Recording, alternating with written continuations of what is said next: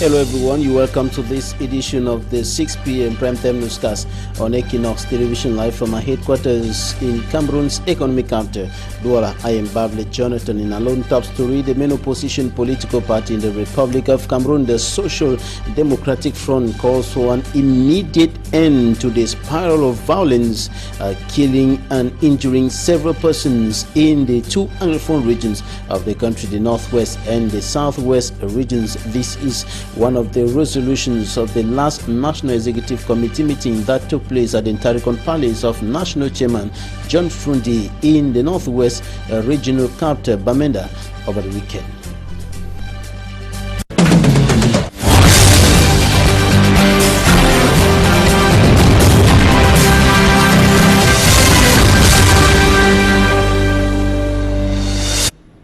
The national chairman of the Social Democratic Front and his comrades are calling for an immediate end to violence in the two Anglophone regions. This information is contained in a release signed by the national chairman, of course, John Frundi, and the release was issued at the end of the National Executive Committee meeting that took place in Bamenda over the weekend. It is coming at a time when the situation has continued worsening on the ground in the two Anglophone regions, with more confrontations recorded between armed civilians on one hand and security and defense forces on the other hand, particularly in the southwest region of the country. We have details of the resolutions of the SDF National Executive Committee meeting in the following report.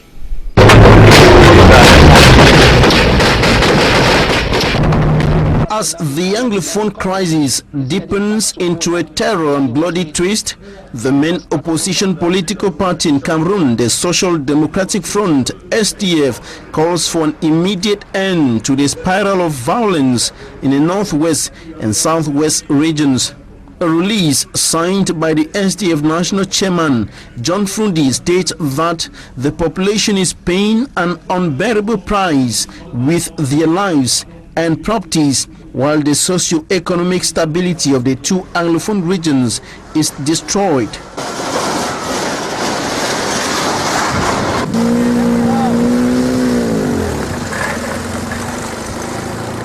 The release issued at the end of the last National Executive Committee meeting of the SDF in Bamenda reminds President Paul Biya's regime that no government has ever won a war against its own people. The war referring to the implementation of military force against civilians. In the same vein, the SDF, in one of the resolutions of the last National Executive Committee meeting, decries what it calls collective punishment inflicted on the population of the Northwest and Southwest regions. Exactly. You suffer what you suffer now.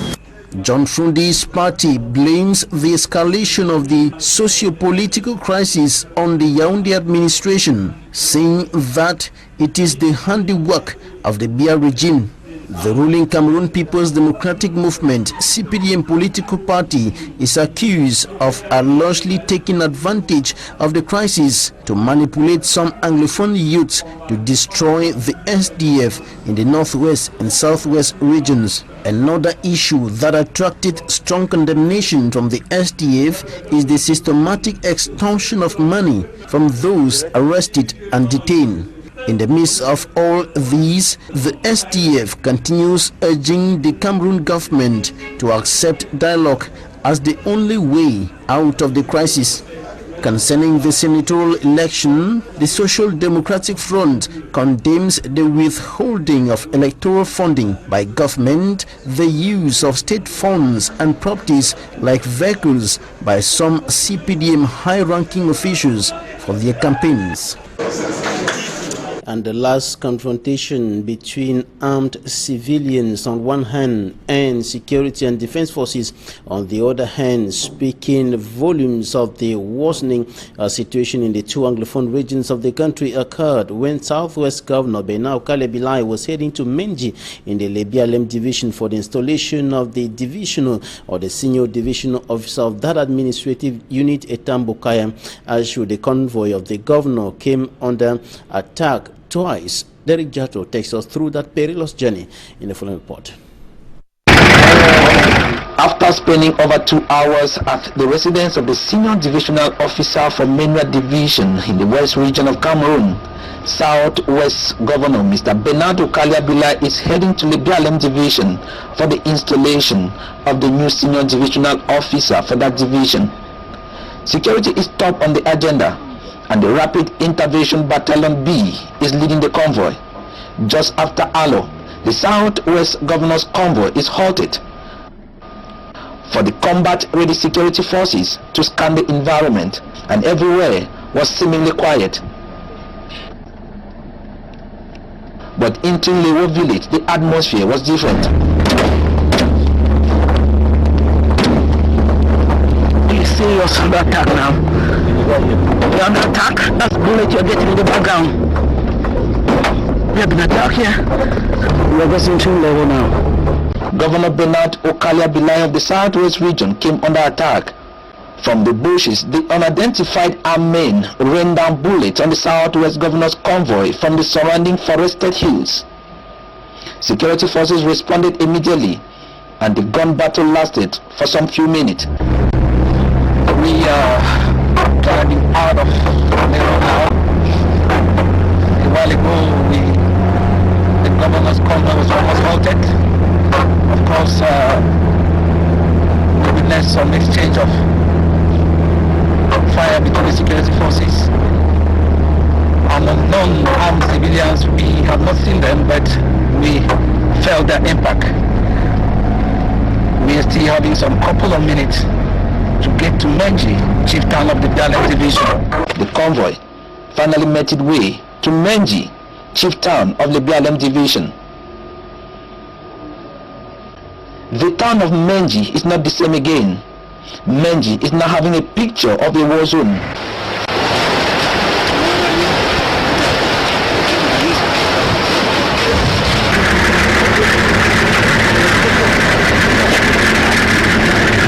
At the Senior Divisional Officer's office, marks of the 22nd March attack on Mr. Ongito Zakari, the then Senior Divisional Officer for the BLM Division, was very visible. His official car was heavily chopped by bullets from the unidentified armed men. Judging from the damages, some military sources revealed that those who must have inflicted such damages are heavily sophisticated. It was during this attack that a delegate was killed and Mr. Ongito Zakari seriously wounded. This is your new Senior Divisional Officer. Mr. Senior Divisional Officer Eta Ashu Mbokaya. Take command.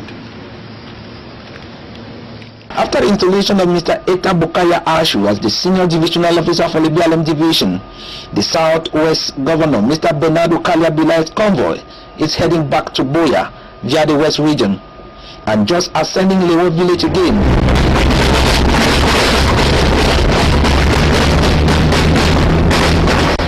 The Southwest Governor came under a more serious attack that lasted longer than the previous.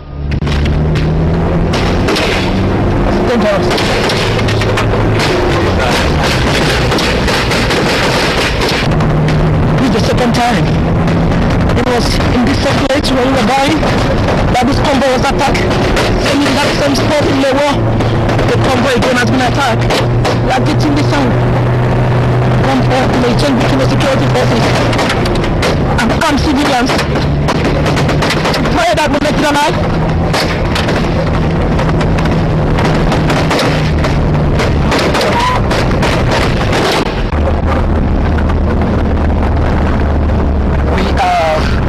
Out of the BLM division now, and following the security situation, it is on record that the Southwest Governor's convoy was attacked twice, of course along the Chang Menji Road, specifically in Lewo. We have managed to forge our way through thanks to a heavily security deployment over here. I am Derek Jadu on the security situation along the Chang Menji Road for EQUINOXE Television News. And because of the prevailing situation, the installation of the senior divisional officer of Lebialem division in the southwest region of the Republic of Cameroon, Etam Bokaya Ashu, took place at an empty ceremonial ground in a deserted village. Once more, Derek Jato reports. Lebialem, a division of over 80,000 inhabitants, witnessed only 11 service heads present at the installation ceremony of Mr. Eta Bokaya Ashu, the new senior divisional officer for Lebialem division. This is the picture of the Menji ceremonial grandstand, the divisional headquarters. There is no Lebialem resident here, nor their local representatives like the mayors or traditional rulers to be witnesses as Mr. Bernard Okalia Bilai, the Southwest governor, installed their new senior divisional officer. Son and daughter of Lebialem division, this is your new senior divisional officer. Also absent was the outgoing senior divisional officer, Mr. Ongito Zakari. Sources say he is still recovering from bullet wounds that he sustained during a gun battle between the security forces and what is known here as the Ambazonian forces. According to the Southwest governor, Lebialem people have been given a fair share by President Paul Biya. The Lebialem division had been complaining and crying about not having a minister. Now you have a minister. The Lebialem population were crying of never have had a senior divisional officer from amongst his sons. Now you have an SDO, whom I recently installed in Modemba Njang division. Lebialem people, let me ask you, after all this, what do you want? What's your problem?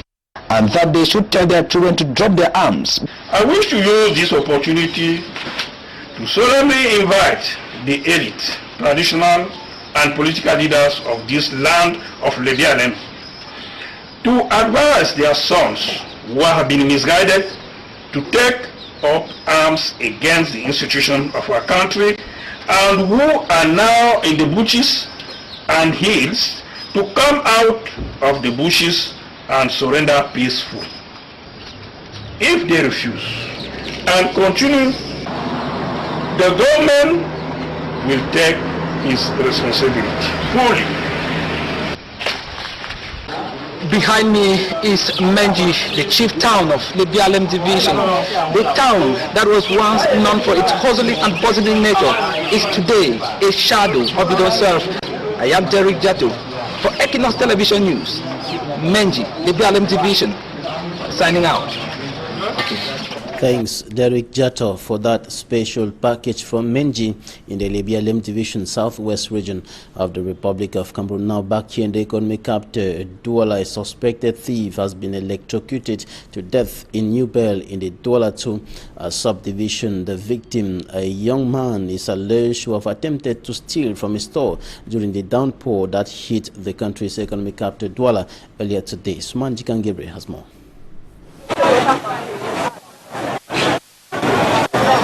Inhabitants of the New Bell Casino neighborhood had a difficult Monday morning. A young man by name Cheto Peggy Lionel has met with his Waterloo. He is a friend. Last night we were together drinking palm wine. But he is someone who loves moving at night. On Sunday, a mother told him that she dreamt about him being detained by the police, but he took it lightly. Lionel, who died through electrocution, had successfully infiltrated a store to steal iron. At about 8:30 a.m., when I arrived at my store, immediately I opened the door. I saw someone who was sitting but dead. The door wasn't forced. Amongst the astonished onlookers at the scene of the incident was Peggy Lionel's aunt.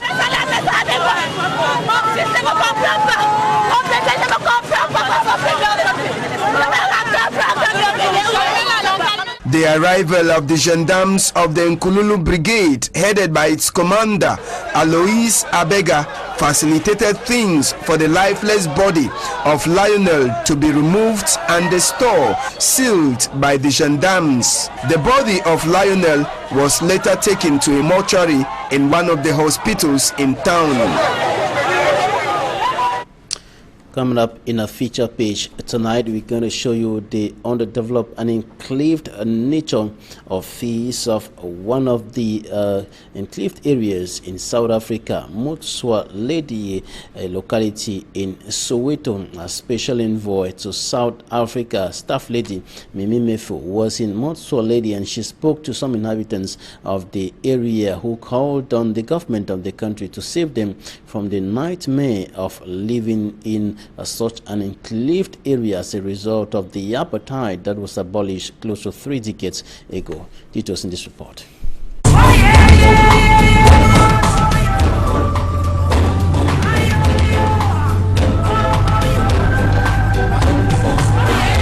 This stone stationed by the roadside, painted in white, yellow, green and red colors, welcomed us to Elias Moswaledi, one of the poorest communities in Soweto, South Africa.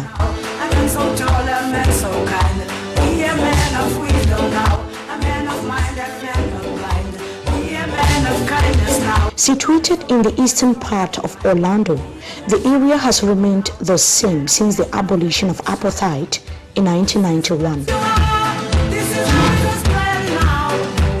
The roads are untarred. Others use gas.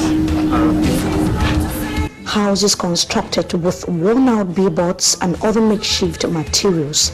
The rate of unemployment here is extremely high with poor standard of living, the order of the day.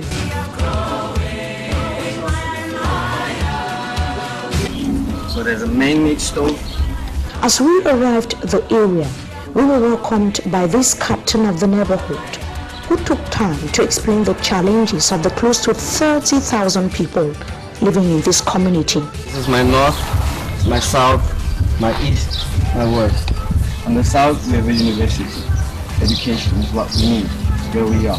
We learn every day. On the east, we have a water section. We clean sewage water to purify it so we can have water to drink.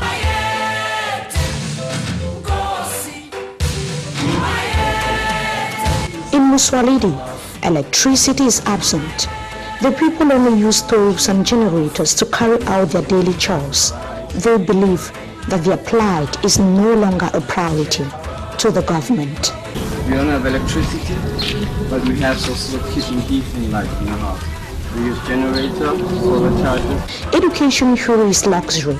Only few parents can afford to pay for their children's fees, but then they have to cover long distances like 3 to 6 kilometers before arriving at their school campuses.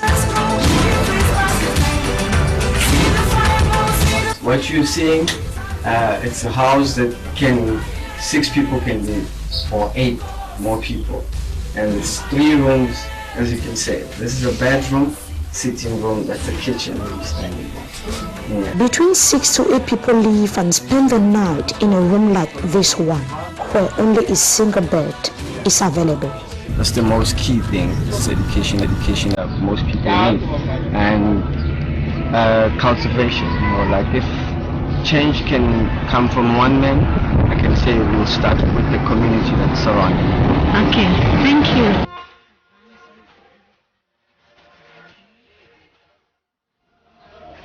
The people here are, however, not giving up.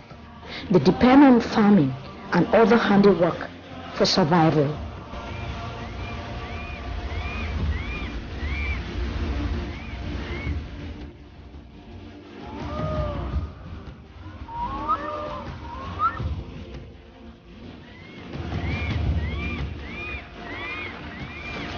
Moswaledi is reputed as one of the slums in post-apartheid in South Africa. It is named after Elias Moswaledi, a man who fought for the liberation of the segregated majority blacks in South Africa alongside Nelson Mandela, but died 3 days before the release of Madiba from prison.